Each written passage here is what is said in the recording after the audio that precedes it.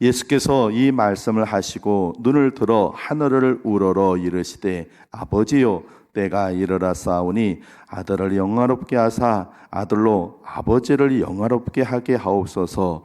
아버지께서 아들에게 주신 모든 사람에게 영생을 주게 하시려고 만민을 다스리는 권세를 아들에게 주셨음이로소이다. 영생은 곧 유일하신 참 하나님과 그가 보내신 자 예수 그리스도를 아는 것이니이다.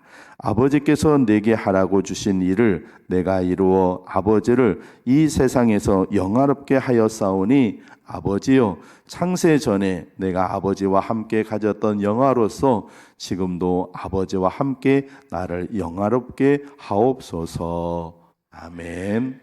한번 따라해 보실까요? 하나님을 기쁘시게 하는 교회. 말씀으로. 할렐루야. 예쁜 날 강의 사시겠습니다. 말씀으로 온전해지십시오. 한 번 더 하실까요? 잘 오셨습니다. 오늘 말씀 들으실 때 하나님께서 여러분들을 만져주시고 은혜 베풀어 주시길 주님으로 축복합니다. 기독교를 다른 말로 기도교라고 할 정도로 기독교에서 기도는 아주 중요합니다. 하나님의 말씀을 영혼의 양식이라고 한다면 기도는 영혼의 호흡입니다.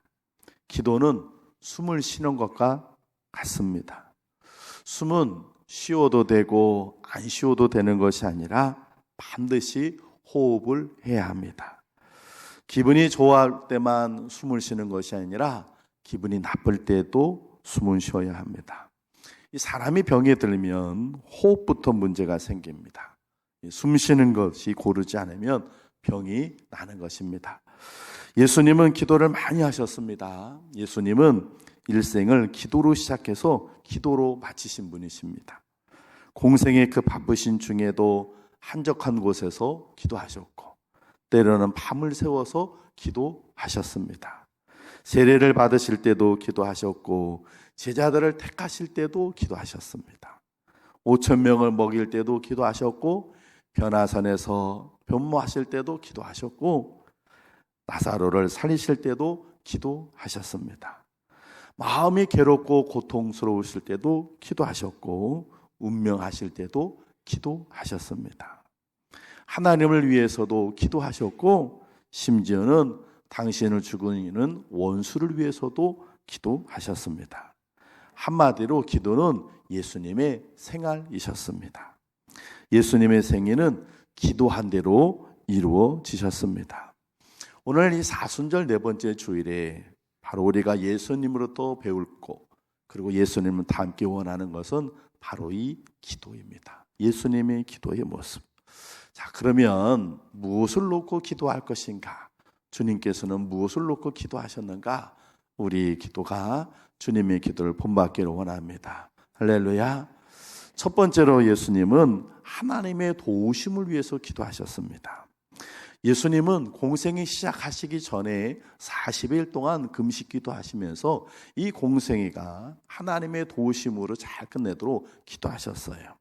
그리고 그 공생애 내내 가운데도 기도하셨고 큰 기적을 베푸실 때에도 하나님의 도우심을 위해서 기도하셨습니다. 사실 예수님은 하나님이십니다. 믿으십니까? 그래서 예수님은 사실 기도 안 하셔도 돼요. 그분 자체의 능력으로도 죽은 자다 살리시고 그러실 수 있는 기적과 능력을 행하실 수 있는 분이에요. 그런데도 불구하고 그렇게 주님께서 우리 기도의 모습을 보여주신 것은 바로 한 가지 이유 때문에 그래요. 무엇 때문에요? 바로 저와 여러분들이 기도를 본받으라고, 기도를 따라하라고 그렇게 본을 보이신 줄로 믿습니다. 여러분, 인생을 살아가기 위해서는요, 반드시 하나님의 도우심이 필요합니다. 이 하나님의 도우심 없이는 아무것도 할 수 없습니다. 그 하나님의 도우심을 얻기 위해서 우리가 할 수 있는 것이 바로 무엇이냐면 기도입니다. 우리는 하나님의 도움이 없이는 아무것도 할 수 없습니다. 하나님이 도와주셔야 합니다. 지금 저와 여러분들이 이 자리에 이 모습, 이 건강, 이 믿음으로 이 자리에 있는 것도 하나님의 도우심이 있었기 때문인 줄로 믿습니다. 저와 여러분들이 수고하고 노력해서 우리 심장이 잘 뛰고 우리가 배로 호흡을 할 수 있는 것이 절대로 아닙니다. 하나님이 허락해 주셨기 때문에 가능한 줄로 믿습니다. 인생을 살아가다 보면요, 우리 힘으로 할 수 있는 일보다 우리 힘으로 할 수 없는 일이 훨씬 더 많습니다. 아니, 비교할 수 없을 정도로 훨씬 더 많아요. 그런데 우리가 해야 하는 일 중에 우리가 할 수 없는 일이 있어요. 우리가 꼭 해야 되는데 우리 힘으로는 할 수 없는 일이 있어요. 그때 우리는 무엇을 해야 될까요? 하나님의 도우심을 구하는 거예요. 하나님, 이 일을 해야 하는데 나는 반드시 이 일을 해야 되는데 이 일을 할 수 있는 힘이 되게 없습니다. 하나님 도와주세요. 이렇게 기도할 때, 하나님의 도우심을 위해서 기도할 때 하나님은 우리를 도와주시고 역사해 주시는 줄로 믿습니다. 우리나라의 새마을운동을 박정희 대통령이 하셨지만 박정희 대통령은 정책적으로 하셨고 그 새마을운동을 실제로 시작하게 하셨던 분이 유태영 박사님이십니다. 이 유태영 박사님은 가난한 집에 머슴의 아들로 태어났습니다. 8남매의 6째로 태어났어요. 그러니까 머슴이니까 사는 형편이 힘들고 어려우니까 그 아버지가 자식들을 학교로 보내지 않았어요. 그저 먹고 사는 게 힘이 드니까. 그런데 이 6번째 아들은 똑똑해서 이 6번째 아들만은 초등학교를 보냈어요. 초등학교를 보내고 그 다음에 중학교를 또 보내고. 그런데 이 유태영 박사가 초등학교 5학년 때 그가 사는 마을에 교회가 들어섰습니다. 그때부터 이 유태영 박사는 새벽 기도를 쉬지 않고 열심히 13년 동안 새벽 기도를 했습니다. 가난해서 제대로 학교에 들어갈 수 없어서 늦게 학교를 가고 또 쉬기도 하고 이렇게 하다 보니까 18살에 중학교를 졸업했습니다. 중학교를 졸업할 때 중학교를 다닐 때 남의 이제 가정교사 일을 했었는데 그 여유가 있으니 좀 지원을 해줘서 고등학교까지는 다닐 수가 있었습니다. 그리고 고등학교에서 서울로 가가지고 고등학교까지는 마쳤는데 그 마치면서 이제 대학교를 가려니까 너무 힘이 드는 거예요. 구두 닦기, 신문 매달 힘들게 막 갓난 속에서 건국대학교를 들어가서 공부를 쭉 마치는 중에 이제 내가 이 가난한 나라 그리고 이 가난한 우리나라 이 가난을 좀 극복해 봐야겠다. 어떻게 하면 이 가난을 극복할 수 있을까? 그리고서는 이것저것 공부하다 보니까 저 유럽에 있는 덴마크라는 나라가 우리나라처럼 가난한 나라였는데 농업의 혁신을 이뤄서 부유한 선진국이 됐다. 그 소식을 들었어요. 야, 그러면 이 덴마크라는 나라 가서 공부를 하면 그 나라의 것을 배워갖고 우리나라에 적용을 하면 우리나라도 잘 살겠구나. 그래가지고 유학을 가고 싶은데 누가 유학을 보내줍니까? 그때는 아무도 유학을 보내주는 사람이 없었어요. 그래서 이 유태영 박사가 새벽 기도를 열심히 하면서 믿음으로 이렇게 덴마크 국왕에게 편지를 보냈습니다. 그때 우리나라에는 덴마크 대사관이 세워지지도 않았을 때 덴마크라는 나라에서 제일 높은 사람이 덴마크 왕일 테니 그 덴마크 왕에게 나를 좀 공부를 시켜달라고 내가 좀 편지를 써야겠다. 그래가지고 편지를 썼습니다. 덴마크 국왕에게. 주소도 모르니까 그냥 덴마크 국왕에게. 그러면 우편 배달부는 그 덴마크 국왕의 주소를 할 테니 이 덴마크 국왕에게 보내주겠지. 그리고 썼습니다. 여러분, 그 편지가 가겠습니까? 안 가겠습니까? 대사관도 없는데, 주소도 모르는데 그냥 덴마크 국왕에게 하고는 편지를 써냈는데, 그래서 편지봉투에 우체통에다 집어넣었는데 여러분, 한 달 만에 덴마크로부터 연락이 왔어요. 덴마크 국왕인 프레데릭 9세가 편지를 보냈어요. 그리고 외무성에서 직접 이 병이라고 하는 학생에게 보내서 당신이 원하는 기간, 원하는 장소에서 원하는 분야를 공부할 수 있도록 우리 덴마크 정부가 다 지원을 해주겠다. 그래서 33살의 늦은 나이에 덴마크로 유학을 가게 됐습니다. 그리고 덴마크 가서 유학을 가서 공부를 하니까 이게 우리나라 실정하고 좀 안 맞아. 덴마크는 우리하고 좀 안 맞는구나. 그런데 막 알아보니까 이스라엘이라는 나라가 우리하고 맞아. 거기는 가난하고 어렵고 힘들었는데도 막 척박한 곳이다. 그래서 어떻게 했을 것 같아요? 그래요. 또 이스라엘 대통령이 또 편지를 보내는 거예요. 그래서 이스라엘 정부에서 다시 덴마크에서 이 유태영 박사를 이스라엘 정부가 데려다가 공부를 시켜줬어요. 그래서 덴마크와 이스라엘 공부를 다 하고는 한국에 들어와서 박정희 대통령과 함께 새마을운동을 시작하신 분이 이 유태영 박사예요. 새마을운동의 3대 요소가 뭐예요? 새마을운동 3대 요소 아시죠? 연식 있으신 분들은 아시잖아요. 뭐예요? 근면, 자조, 협동. 이거 모르시는 분은 젊으신 거예요. 신세대. 이거는 아시는 분은 연식 있는 분이죠. 이 근면, 자조, 협동이라는 건 이 새마을 3대 요소는 유태영 박사가 새마을 운동하면서 했던 주제였어요. 여러분, 비록 머슴이 아들이었지만 하나님의 도우심 막 기도하니까 하나님께서 기가 막히게 도와주시는 거예요. 그래서 머슴의 아들이 이 나라를 이끌어가는 지도자가 되는 겁니다. 할렐루야. 하나님의 도우심을 구할 때 하나님은 응답하시고 역사해 주신 줄로 믿습니다. 하나님의 보좌 앞에 이르는 기도라고 하는 책에 한 선교사님 이야기가 나옵니다. 동아프리카 적도 부근에서 한 선교사님이 일행들과 함께 아프리카를 지나가면서 천막을 치고 선교를 하면서 천막을 치고 하루는 유숙을 하게 되는데, 그날 밤에 선교사님이 잠을 자다가 갑자기 큰 지진 같은 소리가 나고 천막이 막 흔들리는 소리에 놀래가지고 깼어요. 야, 이게 지진인가? 이게 뭐냐? 근데 막 시끄러운 소리도 들리고 막 그래.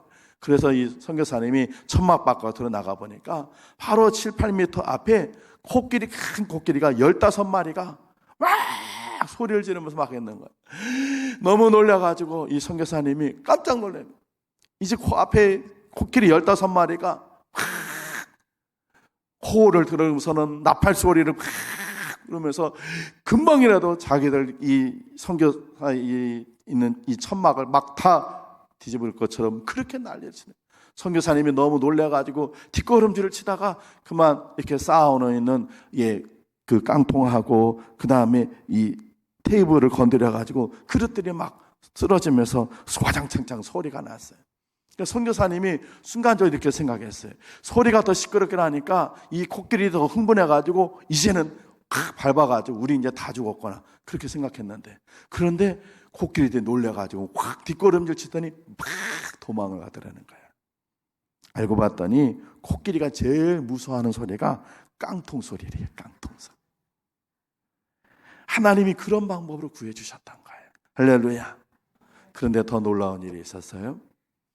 이런 걸 경험하고 이 선교사님이 이제 본국 미국으로 가서 자기를 후원하는 교회 가서 이 간증을 쭉 하는데, 하루는 한 교회 가서 간증을 하고 났는데 한 여자분이 찾아오셔서, 선교사님, 그때 아까 말씀하셨던 그 코끼리 사건이 언제 일어났었죠? 몇 월 며칠 일어난 사건입니까?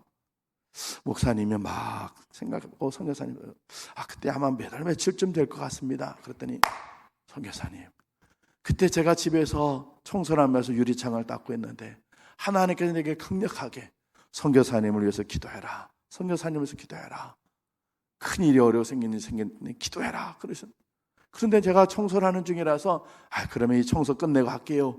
그랬더니 하나님께서 아니다, 지금 해라, 지금 해라. 그래서 제가 청소를 하고 유리창을 닦다가 말고 제가 선교사님을 막 기도했습니다. 그날이 바로 그날이네요, 그 시간이네요 라는 거예요. 할렐루야.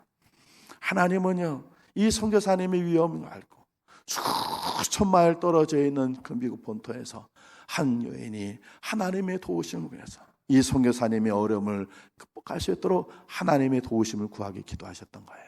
할렐루야. 여러분이 살다 보면요, 때로는요 누군가를 위해서 기도해줘야 될 때가 있어요. 하나님 그런 마음을 주실 때 있어요. 그거 무시하지 마세요. 내가 누군가를 위해서 떠오르고 그분을 기도할 땐 그분이 하나님의 도우심이 지금 필요할 때라 그런 거예요. 그때는 우리가 즉시로 기도해줘야 할 줄로 믿습니다. 사업을 하는 교인이 목사님을 찾아왔습니다.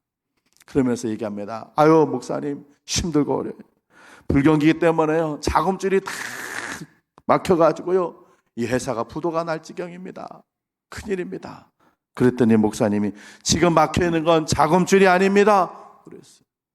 아니 목사님, 제 사업을 목사님 뭘로 아신다고요? 아니 자금줄이 막혀있다니까 왜 자금줄이 아니고 다른 것이 막혔다고 하면 뭔가요? 목사님 뭐라고 하셨을 것 같아요? 그래요. 기도줄이 막혔습니다. 형제님의 기도줄이 막혀서 지금 하늘의 문이 닫혀있기 때문에 그렇습니다. 형제님의 기도줄이 막혀서 하늘의 문이 닫혀 있어서 지금 이렇게 사업이 어려워진 겁니다. 다시 기도의 자리에 나서 하나님의 도움을 구하십시오. 그러면 하나님이 하늘의 문을 열어주실 것입니다. 할렐루야. 여러분, 여러분의 인생에 지금 힘든 일이 있고 어려운 일이 있습니까? 무슨 이유가 뭐예요? 사업이 어려워요? 자식 문제, 가정 문제, 뭐가 어렵습니까? 뭐가 문제예요? 바로 우리의 기도실이 막혀 있어서 그런 것 아닌가요? 하나님의 도우심을 구해야 되는데 하나님의 도우심을 구하지 않으니까, 하늘의 문이 막히니까 우리의 사업은 힘들어지고 자식들에게 문제가 생기고 가정은 어렵고 힘든 일이 생기는 것 아닙니까?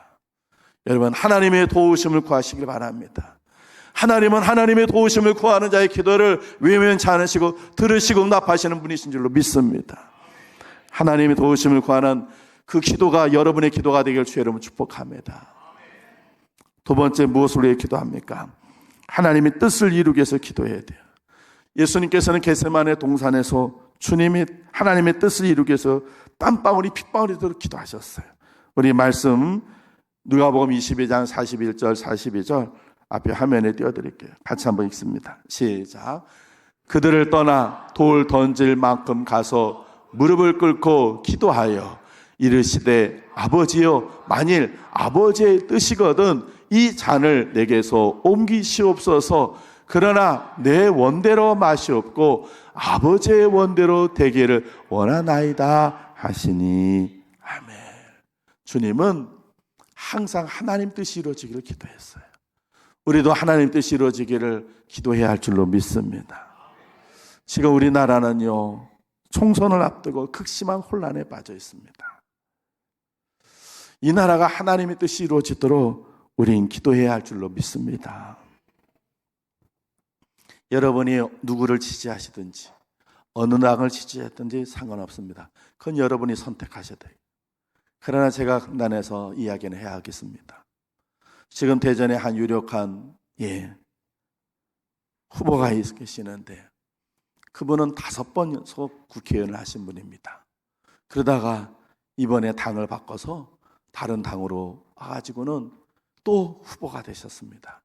이분이 6번째 국회의원이 되면 이분은 국회의장이 되시는데, 그런데 이분은 당신의 몸이 장애자이기 때문에 대한민국이 이런 차별이 없어야 한다, 그렇게 해서 차별금지법을 대표해서 발의하신 분이에요. 장애인들만 차별하지 말자 하면 좋은데 이분이 그 발의한 것 중에는 동성애를 하는 사람에게도 차별해서는 안 된다, 이렇게 됐어요. 그래서 이 차별금지법은 사실은 동성애를 인정하는 법이에요. 만약에 이 법이 통과가 되면 강단이든 아니면 여러분이 개인적으로 얘기할 때 동성애는 잘못된 거예요 라고 얘기하면 누군가 그거에 대해서 고발을 하면 처벌을 받게 돼 있어요. 동성애가 인정하는 그런 법이 지금 올라와 있는, 그걸 대표를 발의하신 분이 지금 이 나라의 국회의원이 후보가 되고 국회의장 후보가 되려고 하고 있어요. 동성애가 남의 일 같지요? 여러분, 우리 자녀들이요, 동성애에 대해서 얼마나 긍정적인지 아십니까? 목회 데이터 연구소에서요, 최근에 전국에 있는 중고생 700명을 온라인으로 설문조사를 했어요. 여러분, 놀라지 마세요. 대한민국 청소년 700명을 온라인 설문조사를 했을 때 그 청소년 중고등학생들이 52%가 동성애는 인정해줘야 된다고 얘기를 했어요. 대한민국 청소년 중에 2명 중에 1명은요, 동성애 개인적인 성향, 성적 성향이니까 인정해줘야 됩니다, 그건 나쁜 거 아닙니다, 그렇게 대답을 했어요. 더 놀라지 마세요. 그 조사하는 중에 개신교, 기독교를 갖고 있는 청소년 기독 청소년의 34%가 동성애 찬성한다고 대답을 했어요. 조사 대상의 8명 중에 1명은 본인이 내가 동성애자나 양성애자다. 동성애도 할 수 있고 또 이성화도 할 수 있는 양성애자다. 난 구별하지 않는다. 이렇게 대답을 했고요. 청소년 4명 중에 1명은요, 친구나 자기 아는 사람들 중에 동성애자가 있다고 대답을 했어요. 여러분, 우리가 하는 우리 다음 세대, 이 나라를 이끌어갈 청소년들은요, 동성애에 대해서 얼마나 관대한지 몰라요. 심지어는 기독 청소년들까지 그건 개인적인 성향이지, 뭐 잘못됐다고 하고 왜 그걸 나쁘다고 얘기를 하나, 이렇게 생각하고 있는 이 청소년들에게 이 차별금지법이 통과되면요, 기름에 그냥 불 붙이는 거예요. 그러면 이 나라 망하는 거예요. 이 나라 무너지는 거예요.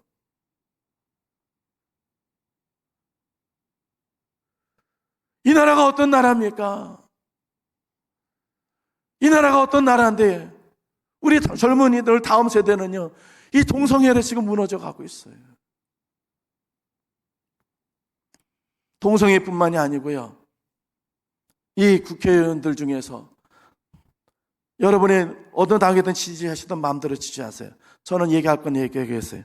더불어민주당에서 주도하는 비례위성 정당, 이번에는 국회의원들뿐만 아니라 자기가 지지하는 정당을 투표를 하면 그 투표수만큼 비례 국회의원들이 들어가는데, 그 비례 국회의원들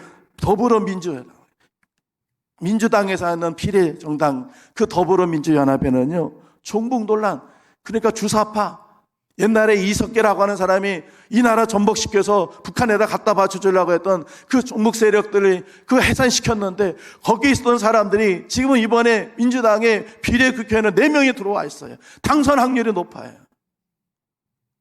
이 사람들 국회의원 되면요, 지금 목사님 때가 어느 때인데 색깔론입니까? 라고 할지 몰라도요, 그 사람들 생각은요, 완전히 붉은 사상이에요. 이런 사람들이 대한민국 국회의원 되면요, 이 나라 정보 다 빼가가지고 북한에 갖다 주고요, 이 나라 엉망으로 만들어 놓는 거예요. 더불어민주당만 그런 게 아니라 국민의힘도 똑같아요. 국민의힘도 지금 비례대표로 올라온 사람들 중에서 예전에 문제 있어서 다 국민들 떨어뜨리고 안 됐던 사람들 지금 들어와 있어요. 정치 논리로 그들 정권을 잡으려고, 어떻게 세를 얻으려고, 국민은, 나라는 어떻게 되든 상관없이 지금 그냥 사람들, 이 사람 저 사람 해가지고 범죄자들, 그런 사상이 잘못된 사람들, 생각이 잘못된 사람들, 윤리가 삐뚤어진 사람들 지금 다 국회의원 되게 생겼어요. 대한민국 국회의원 300명은요 5천만 넘는 우리들 7천만, 6천만, 7천만, 이 사람들 대표하는 사람들 어마어마한 권력을 갖고 있어요. 이분들은 법을 만드는 사람들이에요. 이분들이 이 나라를 이끌어가는 사람들인데, 대통령과 함께 국회의원들이 이 나라를 이끌어가는데, 이런 잘못된 사람들이 이 나라의 지도자 되면 이 나라 망하는 거예요. 대한민국의 국가에 하나님이 보호하사 대한민국 만세라가 아무리 부르면 못합니까? 이 나라를 이끌어가는 지도자들이 동성애를 지지하고 저 북한에 있는 공산주의자들 지지하고 잘못된 사상들을 생각 갖고 이 나라를 이끌어간다면, 아무것도 분별력 없는 우리 청년들, 우리 다음 세대들은 그것에 넘어가가지고 다 삐뚤어지고 잘못되는, 이 나라 망하는 거예요. 유럽에 있는 영국이 망하고 지금 프랑스가 망하고 그러고 있어요. 5월 달에 우리 교회에서 한 분을 초청해가지고 강연을 들을 거예요. 한번 그때 들어보세요. 유럽이 지금 어떻게 망했는지. 이 동성애 인정했다가 이 유럽이, 영국이 망하고 프랑스가 망하고 독일이 지금 망했어요. 우리가 생각하는 복음으로 세워졌던 그 나라들, 국기에 십자가 그려져 있는 그 나라들이 지금 손에 다 무너져 가고 있어요. 여러분, 우리 나라를 위해 기도해야 할 줄로 믿습니다. 이 나라에 하나님 뜻이 이루어지도록 기도해야 돼요. 이번 선거에 하나님의 뜻이 이루어져서 이 나라를 무너뜨리고 들어가는 하나님 보시기에 잘못된 사람들, 이런 사람들은 다 떨어지고 하나님을 두려워하고 성실하고 바르고 정직하고 의로운 사람들이 이 나라가 지도자가 되도록 우리 기도해야 합니다. 하나님 뜻이 이 나라에, 여러분의 가정에, 이 사회에 임하도록 우리 기도해야 할 줄로 믿습니다. 세 번째로 우리가 기도해야 될 것은 하나님의 영광을 위해서 기도해야 합니다. 오늘 본문은 예수님께서 제자들과 마가의 다락방에서 최후의 만찬을 하시면서 드린 기도예요. 이 기도에서 하나님은 하나님의 영광을 위해 기도했어요. 하나님의 영광을 위해서 본인이 십자가 피 흘려 돌아가 하나님, 그것을 통해 하나님 영광 받으셔서 온 인류가 하나님을 섬기는 그런 나라 그런 백성 되게 해달라고 기도했어요. 여러분, 우리나 우리 자녀들이 그들의 삶이 하나님께 영광이 되는 삶이 되기를 기도해야 할 줄로 믿습니다. 특히나 요즘과 같은 안티 기독교 세력이 활발하게 활동하고 기독교를 우습게 여기는 분위기가 가득한 세상 속에서 우리는 하나님의 영광을 드리는 사람이 되어야 할 줄로 믿습니다. 한 신실한 어머니가 있었습니다. 사랑하는 자기 아들이 자기와 같이 신실한 그리스도인 되기를 원했어요. 그런데 이 아들이 그만 이단에 빠져서 요즘처럼 신천지 다른 이단이 많은 것처럼 그때는 만이교라는 이단이 있었어요. 만이교에 빠졌어요. 그러는 엄마가 기독교에 대해서 얘기를 해도 거부하는 거예요. 그리고 그 만이교에 빠질 때 17살짜리가 율랑녀하고 동거를 해서 아이를 낳고 삽니다. 어머니가 기가 막히는 거예요. 기독교인이 안 되는 것뿐만 아니라 이단에 빠지고 율랑녀하고 동거를 하면서 아이를 낳고 사니까 14년을 그렇게 살아요. 엄마가 너는 이제부터 내 아들 아니다. 넌 절교다. 그런데 이 어머니는 아들을 위해 기도는 쉬지 않았어요. 비록 아들에게 절교를 했었더라도 하나님, 사랑하는 우리 아들, 사랑하는 아들 고쳐주세요. 하나님, 우리 아들 살려주세요. 우리 아들 하나님 붙잡아주세요. 기도했어요.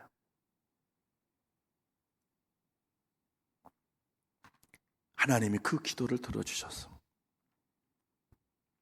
이 율랑녀하고 동거를 하면서 아이까지 낳던 이 아들이, 만이교에 빠졌던 이 아들이 만이교의 헛됨을 알게 되고 율랑녀하고 함께 된 것을 끊어버리고 주께로 돌아옵니다. 그래서 하나님께로 돌아와서 기도 역사에서 위대한 지도자가 되는데, 이분이 누구냐면 여러분이 들어보셨을 거예요. 어거스틴. 이름은 들어보셨어요? 어거스틴. 그 어머니의 이름은 모니카입니다. 이 어머니의 눈물의 기도가 있었기 때문에 이단에 빠졌던 아들이었지만 율랑녀와 동거생활을 합니다. 하나님부터 멀어졌던 이 어거스틴이지만 어머니 기도 때문에 아들이 돌아와 하나님의 영광을 크게 드러난 위대한 인물이 되었습니다. 할렐루야. 은퇴한 선교사 부부가 멀리 떨어져 있는 사랑하는 아들로부터 편지 한 통을 받았습니다. 아버님, 어머님, 제가 이번에 잡지를 만들기로 했습니다. 저를 위해 기도해 주세요. 또 가능하면 돈 좀 보내주세요. 선교사 부부가 무슨 돈이 있겠어요. 많은 돈을 보내줄 만큼 넉넉하지 못해서 그동안 막 모으고 저축했던 $600를 아들에게 보내줬어요. 그리고는 그날부터 아들의 사업을 해서 기도했어요. 하나님, 우리 아들이 하나님의 영광을 드리는 아들이 되게 해주세요.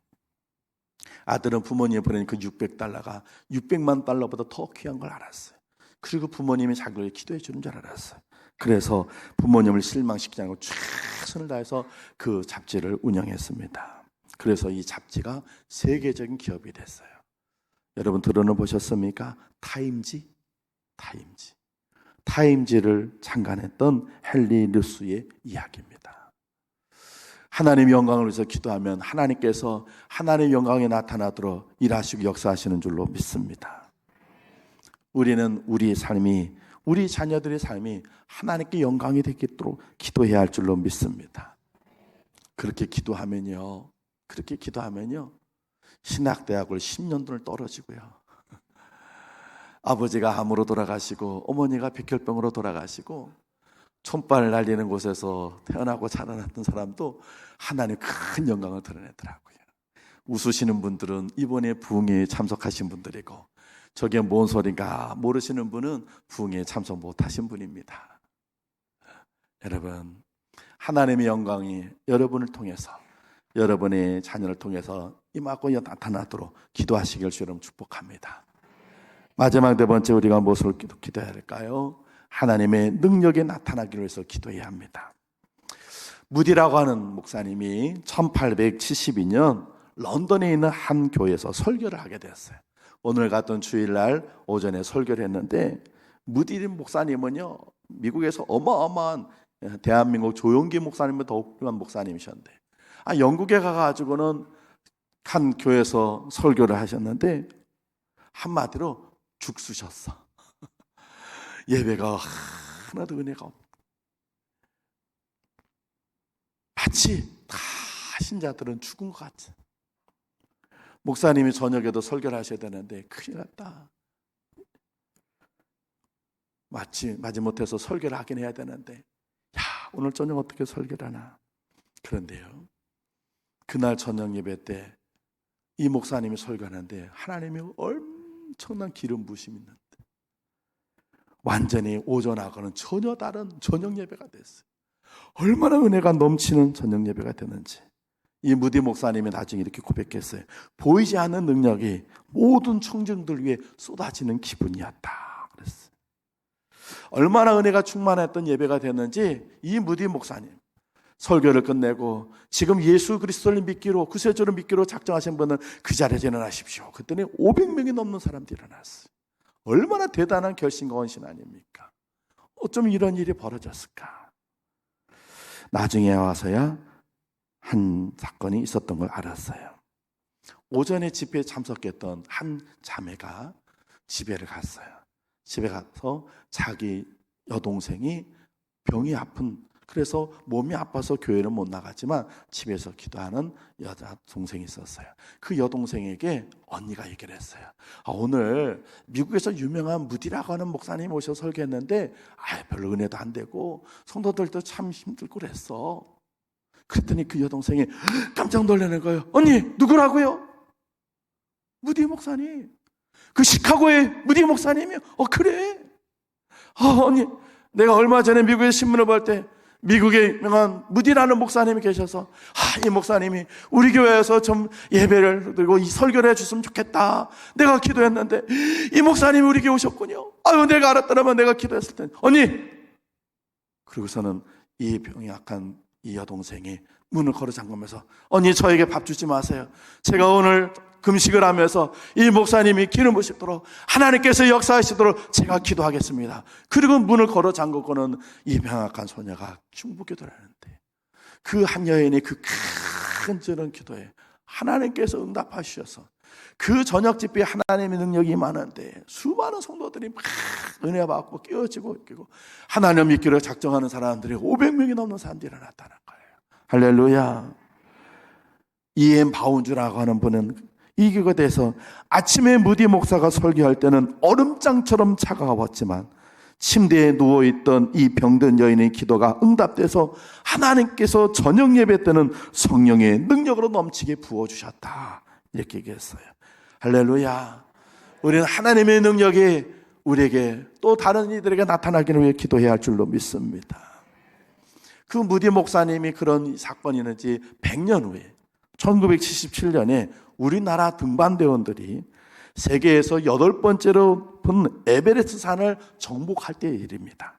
그때 등반대장이었던 김영도라고 하는 장로님이 계셨는데 등반대원들을 데리고 그리고선 올라가시는데, 산소를 에베레스트는 막 올라가다가 그만 계산을 못하고 날이 막 그래서 예정되어 있던 것보다 지체가 되다 보니까 산소통이 모자랐어요. 산에 에베레스트 산 꼭대기까지 정복을 해야 되는데 산소가 모자라. 그래서 올라가다가 그렇다고 포기하고 내려올 수는 없고, 그래서 올라가는 그 눈밭에서 하나님, 큰일 났습니다. 산소가 떨어졌습니다. 물론 나중에는 무산소 등정도 있긴 했지만 그때는 산소를 다 들고 산을 올라가야 되는 때라서 산소 없이 어떻게 합니까? 하나님, 큰일 났습니다. 하나님 살려주세요. 하나님 도와주세요. 그리고 막 기도하는데 그분 심령 속에 시편 121편 3절 말씀이 마음속에 들었는데, 여호와께서 너를 실족치 않게 하리라 말씀이 들려지네. 하나님이 역사해 주시는구나. 그런 믿음을 가지고 하산하지 않고 그 등반대를 들고, 그리고 에베레스트는 막 올라가는데, 올라가는 중에 뭐가 발에 툭 하고 뭐가 걸려. 이게 뭐지? 눈밖에 없는 데서 뭐 걸릴 게 없는데, 그리고 봐보니까 미국 나사에서 등반하던 그 앞에 등반하다가 산소가 남아서 12개 산소통을 12개 버린 게 눈 속에 파묻혀 있는 거예요. 할렐루야. 그 산 속에서 그 버려진 산소통을 어떻게 알았어요? 하나님께서 도와주신 것인 줄로 믿습니다. 그래서 그 12개 산소통을 가지고 에베레스트 산 8번째 봉봉을 무사히 하고 와서는 교회에서 간증하셨어요. 사랑하는 성도 여러분, 우리가 하나님의 능력을 구할 때 하나님은 어디서든지 하나님의 능력을 부어주시는 줄로 믿습니다. 사랑하는 우리 선악교회 성도 여러분, 예수님을 통해 무엇을 배워야 하겠습니까? 주님은 기도 안 하셔도 되는 분이었어요. 기도하실 필요가 없으세요. 왜? 그분은 하나님이시니까. 그럼에도 불구하고 그분이 그 공생에 시작해서 기도의 모습을 계속 보여주신 건 바로 기도하라고. 저와 여러분들이 그 주님의 그 모습을 본받고 기도하라고 우리에게 본을 보여주신 줄로 믿습니다. 사랑하는 성도 여러분, 이번 한 주간 주님의 기도를 본받으시길 바랍니다. 하나님의 도우심을 얻기에 기도하십시오. 하나님의 뜻이 이루어지도록 기도하십시오. 하나님의 영광이 나타나도록 기도하십시오. 하나님의 능력을 얻기에 기도하십시오. 그래서 이번 한 주간 예수님 본받아 기도로 승리하는 여러분 모두 되시길 주의 이름으로 축원을 드립니다. 기도하겠습니다.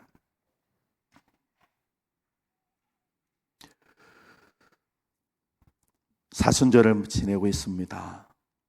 주님의 십자가의 죽으심을 저희들이 다시 한번 깊이 묵상하며 주님 닮기를 소망하고 주님 본받기를 원하고 있습니다. 그 공생의 기간 내내 그토록 수많은 기도의 본을 보여주셨던 주님, 바로 우리가 주님을 본받아 기도하는 사람이 되라고 우리에게 본을 보여주셨으니 우리가 주님을 본받아 주님 기도의 사람이 되기를 소망합니다. 하나님의 도우심을 얻기에 기도하고 하나님의 뜻을 이루기 위해 기도하고 하나님의 영광을 위해 기도하고 하나님의 능력을 얻기에 기도해서 이번 한 주간 동안에도 예수님과 같이 기도의 사람으로 한 주간을 살 수 있도록 도와주시옵소서. 예수님 귀하신 이름으로 기도합니다. 아멘.